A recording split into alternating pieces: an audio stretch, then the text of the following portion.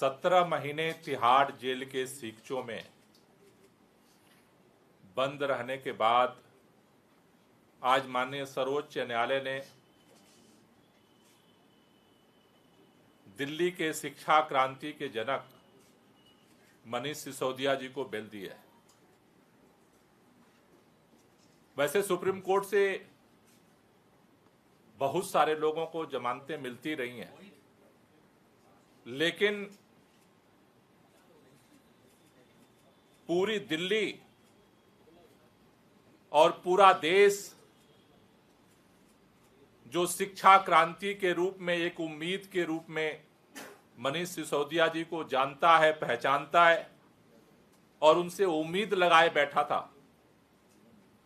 17 महीने की दिल्ली और देश के लोगों की जो तपस्या थी, जो दुआ थी, जो आशीर्वाद था, आज वो फलित हुआ है, आज वो पूरा हुआ है।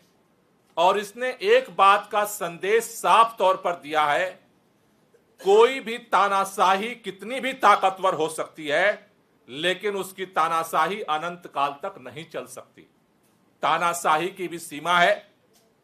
17 महीने दिल्ली के उन बच्चों ने, जिनके लिए एक नई उम्मीद, एक नया सपना गढ़ा मनीष सिसोदिया ने, उन परिवारों को, बच्चों को आईआईटी में, मेडिकल में सेलेक्ट करवा करके एक नई राह दिखाई। दिल्ली के अंदर सरकारी स्कूलों के रिजल्ट प्राइवेट स्कूलों से ज्यादा ला करके यह साबित किया कि जब पूरा देश ये बात मान चुका था कि सरकारी शिक्षा में कोई परिवर्तन नहीं हो सकता और एक एक दिन गिना जा रहा था कि किस दिन देश के सभी सरकारी स्कूलों में ताले लगेंगे और प्राइवेट स्कूलों में ही बच्चों का भविष्य सुरक्षित रह सकता है, उस मिथक को तोड़ा मनीष सिसोदिया ने। अरविंद केजरीवाल जी के नेतृत्व में सरकार ने जिस तरह से काम किया, केवल वादा नहीं किया, सपने को हकीकत में बदल करके एक देश को एक नई उम्मीद दी। उस उम्मीद को कुचलने के लिए षड्यंत्र करके, बिना तथ्य के, बिना सबूत के, जिस तरह से 17 महीने मनीष सिसोदिया जी को जेल में रखा गया, वो इस बात का सबूत है कि भारतीय जनता पार्टी और भारतीय जनता पार्टी की केंद्र की सरकार, देश के माननीय प्रधानमंत्री इस देश के अंदर शिक्षा में बदलाव की उम्मीद की जो राह है उसे कुचलना चाहते थे। देर हो सकती है, अंधेर नहीं है दुनिया में। और इसीलिए आज हम सब लोग इस बात के लिए तहे दिल से धन्यवाद करना चाहते हैं सुप्रीम कोर्ट का। निश्चित रूप से इस बात का मलाल सबको है कि बिना आज तक एक सबूत नहीं मिला। 17 महीने सीबीआई और ईडी ने दिल्ली के उप मुख्यमंत्री को जेल में रखा और धिक्कार है ऐसी एजेंसी पर जिसको आज तक एक सबूत नहीं मिला चवन्नी का। 17 महीने उस व्यक्ति को आपने जेल में रखा, हमें न्याय मिला है, लेकिन इस बात का अफसोस है कि देर से मिला है। इस बात का अफसोस है कि जो बिल उनको 1 साल पहले मिल जानी चाहिए थी, न्यायिक प्रक्रिया में डिले की वजह से आज 17 महीने बाद वो बिल मिली है। इस बात को लेकर के दिल्ली के लोगों को मलाल है, लेकिन देर आए खुशी लेकर के आज सुप्रीम कोर्ट का फैसला आया है। मैं दिल्ली के लोगों को और देश के लोगों को बधाई देना चाहता हूं कि केवल उप मुख्यमंत्री नहीं, जल्द ही भारतीय जनता पार्टी का जो षड्यंत्र है, जिस तरह से ट्रायल कोर्ट में जमानत मिलने के बाद, सुप्रीम कोर्ट से जमानत मिलने के बाद, ईडी की जमानत मिलने के बाद सीबीआई का जिस तरह से षड्यंत्र के फंदा डाला गया है, वो भी टूटेगा।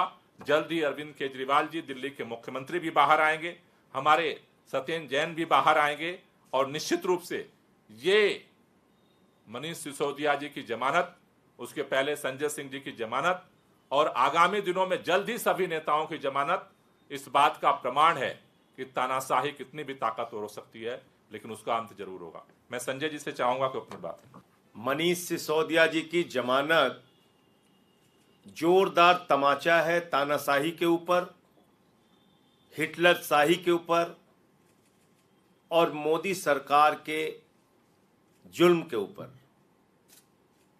17 महीने आपने एक ऐसे व्यक्ति को जेल में रखा जिसके खिलाफ एक सबूत नहीं था, 1 रुपए की पैसे की बरामदगी नहीं हुई, कोई जमीन जायदाद का कागज नहीं मिला, गांव खोद डाला, बैंक खोद डाला, घर खोद डाला, कहीं कुछ नहीं मिला। लेकिन ईडी वाले, सीबीआई वाले तारीख पे तारीख, तारीख पे तारीख, तारीख पे तारीख, 17 महीने आपने सिर्फ और सिर्फ एक प्रयास किया, मनीष सिसोदिया कैसे जेल में रहें। आज माननीय सर्वोच्च न्यायालय का फैसला न्याय व्यवस्था की जीत है, लोकतंत्र की जीत है और दिल्ली और देश के लोगों की भावनाओं की जीत है। पूरा देश ये मानता है कि शिक्षा के क्षेत्र में अद्भुत और अनुकरणीय काम मनीष सिसोदिया ने किया और आपने ऐसे व्यक्ति को पकड़ के जेल में डाल दिया। पूरा देश ये मानता है कि अरविंद केजरीवाल के नेतृत्व में दिल्ली के अंदर शिक्षा, स्वास्थ्य, बिजली, पानी, माताओं बहनों के लिए बस की यात्रा, बुजुर्गों की तीर्थ यात्रा, अनुकरणीय काम करके दिखाया केजरीवाल जी की सरकार ने। आपने केजरीवाल को पकड़ के जेल में डाल दिया। मोहल्ला क्लिनिक का मॉडल जो पूरे दुनिया में प्रचारित हुआ, आपने सत्येंद्र जैन को पकड़ के जेल में डाल दिया। मैं संसद में इस सरकार के भ्रष्टाचार के खिलाफ आवाज उठाता था, मुझे पकड़ के 6 महीने जेल में रखा।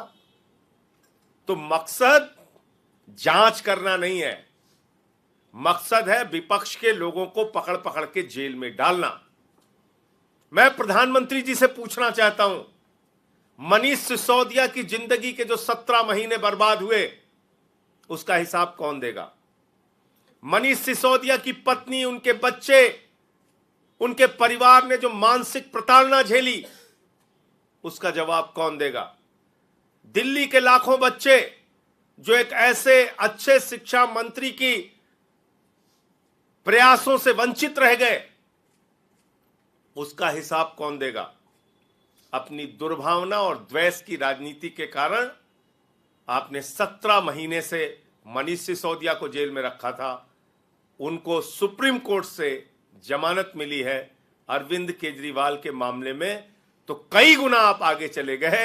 ईडी कोर्ट ने जमानत दे दी बगैर ऑर्डर की कॉपी के।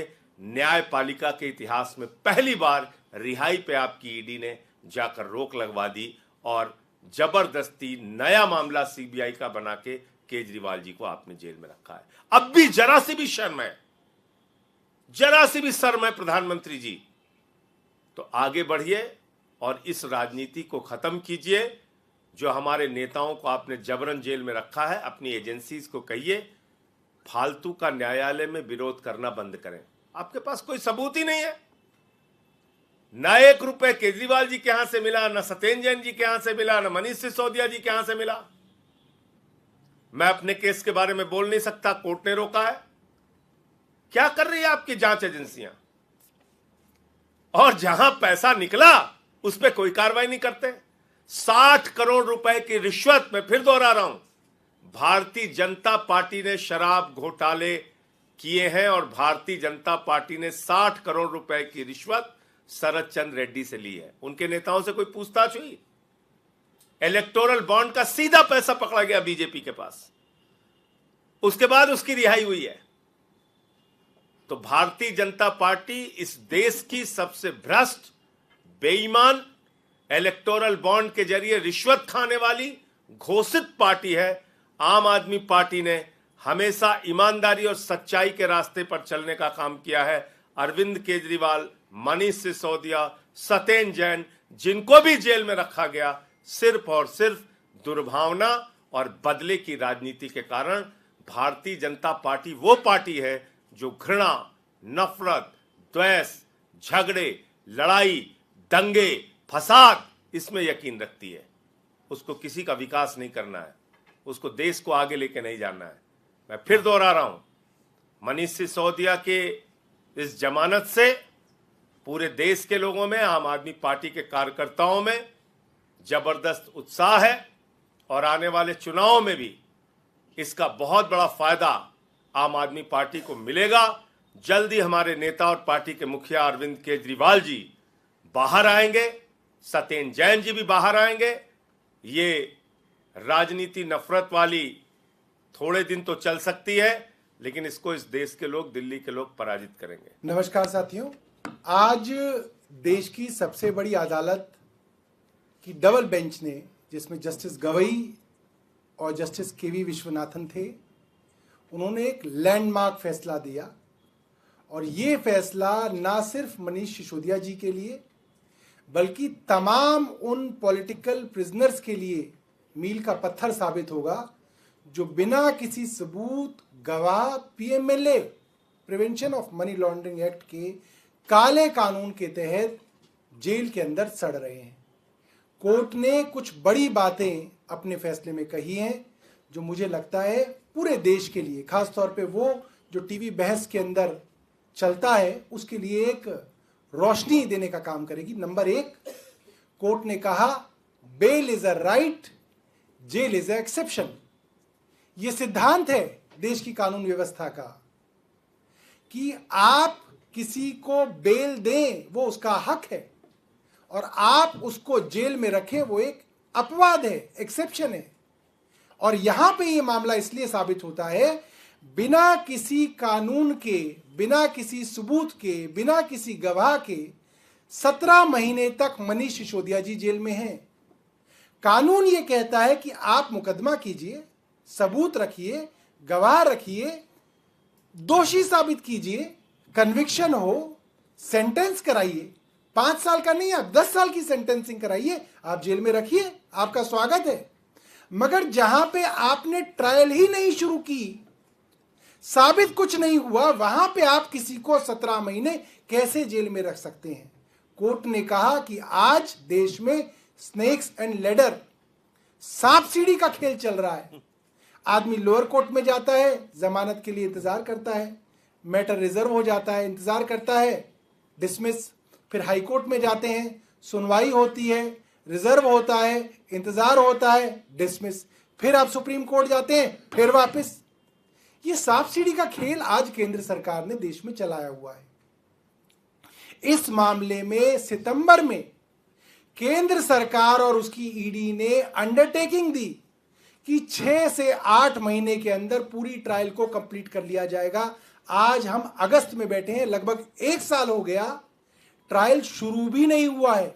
यह बात कोर्ट ने कही। जब ट्रायल शुरू ही नहीं हुआ है, ऐसे मामले में जिसमें हजारों, 80,000 से ज्यादा दस्तावेज हैं, 200-250 लोगों से ज्यादा गवाह हैं, 468 गवाह हैं, ऐसे में ट्रायल को तो 10 साल लगेंगे। तो क्या 10 साल आप किसी को बिना कुछ साबित करे जेल में रख सकते हैं? ये तो हो ही नहीं सकता। कोर्ट ने एक और महत्वपूर्ण बात की लोअर जुडिशरी के बारे में, ट्रायल कोर्ट्स और हाई कोर्ट्स के बारे में, कि जब सुप्रीम कोर्ट ने साफ तौर पे कह दिया कि 6 से 8 महीने के अंदर ट्रायल खत्म ना हो तो इनकी जो जमानत है उसको कंसिडर किया जाए, उसके बावजूद लोअर कोर्ट और हाई कोर्ट जो है जमानत देने में हिचकिचा रहे हैं, जिसकी वजह से सुप्रीम कोर्ट के अंदर हर बेल की एप्लीकेशन जाके लंबित हो रही है और सुप्रीम कोर्ट के अंदर ये मामले जो है पेंडिंग जा रहे हैं। सुप्रीम कोर्ट के ऊपर जो है इसका दबाव बन रहा है, जो कि गलत है। एक और बात सुप्रीम कोर्ट ने कही, जब सुप्रीम कोर्ट उठ रहा था तो अभिषेक मनु सिंघवी जी ने मुस्कुरा के कहा, थैंक यू माय लॉर्ड। 6 तारीख को मामला रिजर्व हुआ, 9 तारीख को आपने सुना दिया, स्पीडी फैसला आया।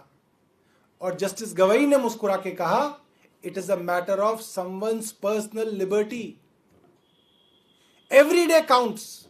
कितनी बड़ी बात देश की सबसे बड़ी अदालत ने कही कि जहां बेल का मामला है, एक एक दिन एक बेगुनाह जिसके ऊपर गुनाह साबित नहीं हुआ वो जेल में है, उसकी पर्सनल लिबर्टी है, जो हमारे कॉन्स्टिट्यूशन के अंदर आर्टिकल 29, 21 के अंदर अंकित है पर्सनल लिबर्टी, जिसकी वजह से bail is a matter of right.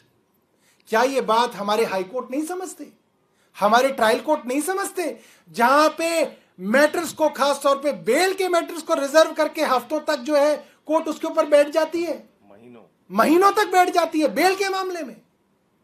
यह एक बहुत बड़ी टिप्पणी है हमारे जुडिशियल सिस्टम पे, खास तौर पे हाई कोर्ट और ट्रायल कोर्ट के मामलों में कि इसके अंदर कोर्ट्स हिचकिचा रहे हैं, बेल नहीं दे रहे हैं, सब फैसले सुप्रीम कोर्ट के पास जाके लंबित हो रहे हैं और अंततः सुप्रीम कोर्ट को बेल देनी पड़ रही है।